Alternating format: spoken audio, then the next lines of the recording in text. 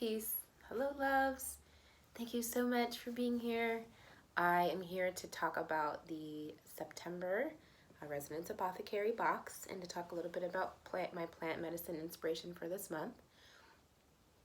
First, I want to say that I loved this topic so much that we were talking about energy exchange and that we were really diving into all of these really subtle ways that we relate to other people, and we were talking about healthy relationships, and then we were talking about how to break up with people.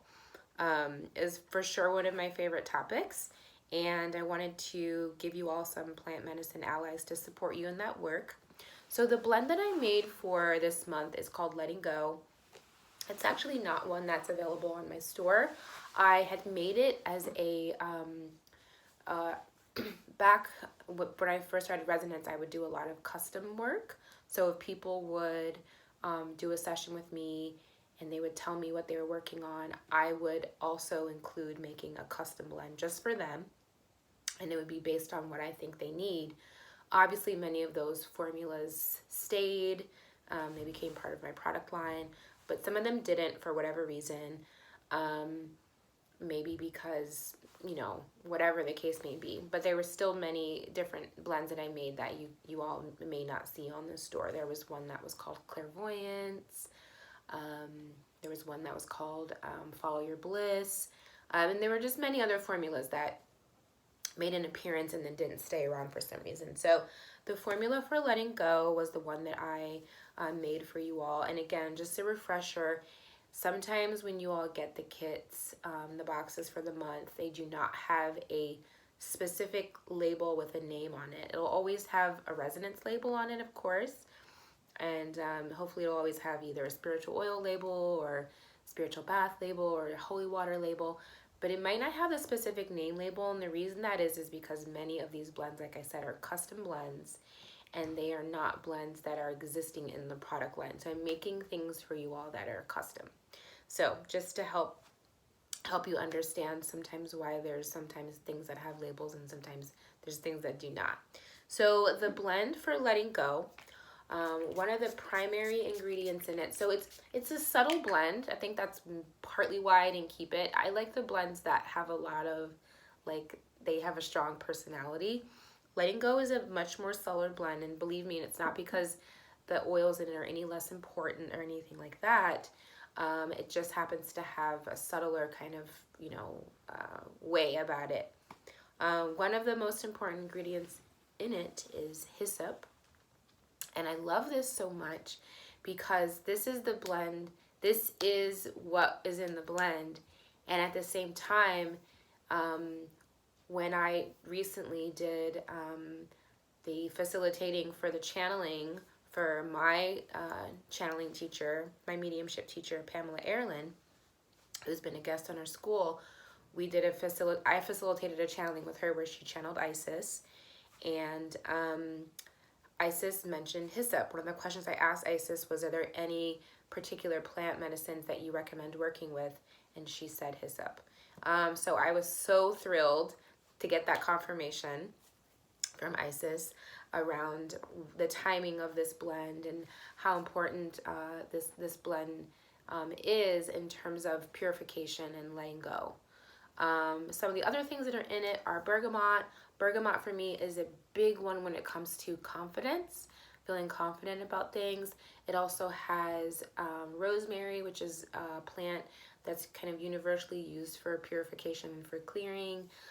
It also has eucalyptus in it. It has some peppermint in it. So it has sort of like an earthy slash fruity kind of vibe to it. But it is, again, a little bit more on the subtler end. So that's the spray as well as the oil. In terms of the tea that I included, I was thinking about what are my plant allies, what in the way that I would want to feel if I needed to let a relationship go. And I would want to feel, I'd want to feel confident, I'd want to feel strong, and I also would want to feel sort of clear. So for me, immediately what came to mind was nettle and peppermint. So those are the main plant allies that are in the tea. Nettle is a really amazing adaptogen herb that I have in many of my blends. It's one of the main things that I drink all the time. Aside from probably holy basil, probably being my number one herb, I would say nettle is probably close second. It's really great for blood building. I love the taste of it. I just feel really strong when I drink a lot of nettle. And then peppermint is one of those ones that's very cooling. It's very purifying. It just sort of has like that kind of like invigorating, but also like very clearing kind of feel. It's really great for respiratory things and for the digestion. So it just kind of helps you feel like clear. So that's also in the kit. As you all know, there's always something to work with smudging, and we included Palo Santo again in the kit. I know we're going to switch it up next month, but there is Palo Santo again in there. You all also should have gotten the information pamphlet that talks about the holy waters. Those are new. We just produced those for all the products in our store. So we'll be including more of those information pamphlets in the resonance boxes every month. Two other things I want to talk about this month. As many of you know, I work a lot with flowers. I work a lot with flowers in my altars, internally, topically, in every way. I just thought it would be nice to share that I have a little bouquet of chamomile. This has been such a great, like, first of all, look how cute they are. Can't even deal.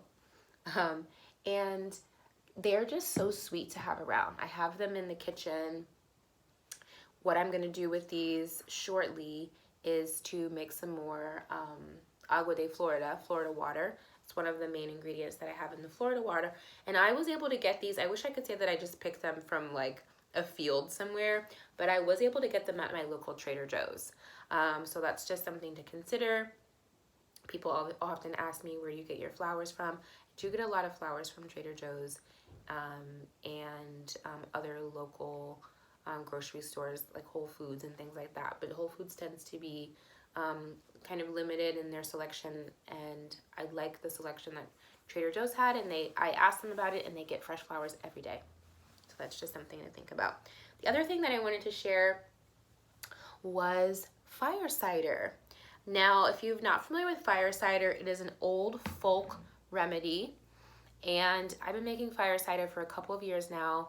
Whenever it starts to be around this time of year when people are getting sick, I start to take my fire cider. As you can hear, I have a little bit of respiratory stuff going on right now, which is letting me know that I need to be taking this multiple times a day right now. How I make fire cider, and many people make it very similarly, but sometimes there can be little differences that people do.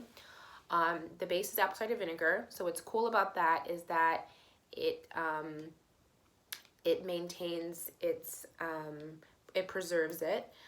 So apple cider vinegar, I also put honey in mine. So those two things preserve the ingredients. So it does not need to be kept in the refrigerator once you prepare it. What I do with my fire cider, and this fire cider sat for about 2 months. What I do in my fire cider is I include grapefruit, lemon, I include fresh rosemary, ginger, I include horseradish, I include, sometimes I include garlic and onions, and sometimes I don't, because those are two things that I tend to not work with so much. Ginger I'll have in it, reishi mushrooms I have in it, jalapenos, different kinds of peppers I'll have in it. So it does have that kind of like spicy cayenne, lemon flavor, and you leave those ingredients in the apple cider vinegar, and the apple cider vinegar extracts the medicine from those fruits and herbs and everything. So it becomes a powerful immune boosting tonic. You can just take a little shot of it. You can warm it up and put a little bit in your tea. There's a lot of ways you can take it. I do sell it on the shop, so it is sold as a tincture. and it's called Fire Immunity Blend. But I do encourage you all to try making your own fire cider. It's something that I make with my women in my medicine circle. And we all kind of like did our own little thing, and then when it was finished, we all kind of shared with each other how ours tasted, and they were all a little bit different. You can add other things too, like rose petals, depending on like what you want your immunity blend to have. But those key ingredients of the grapefruit, the peppers, the ginger, and the apple cider vinegar are the primary ingredients. So I have shared my fire cider recipe online many times. So it should be something you can easily find either on the Resonance Apothecary Instagram page or on my Twitter. But again, it's just something that I wanted to share with you all this month. I think because it is a time of the year where it is flu season. So I want you all to take care of yourself and to bring more plant medicine allies into your world. So thank you all so much, and I will see you all next month, which will be for empath medicine. And I have my You're an Adult and I Don't Control Your Emotions t-shirt on today. I'm so happy about, and I look forward to seeing you all so soon in class. Okay, peace and love. Namaste.